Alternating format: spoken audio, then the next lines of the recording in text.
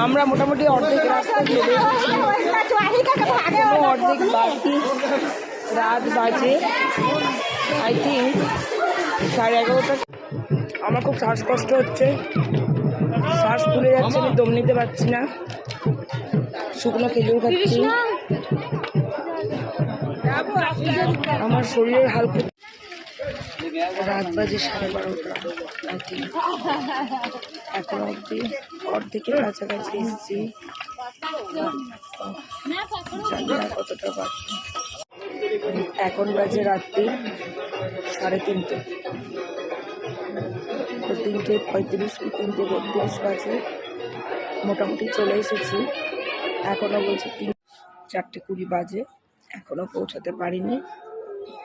এখনও বলছে 1.5-2 kilometre. So coffee খাচ্ছি।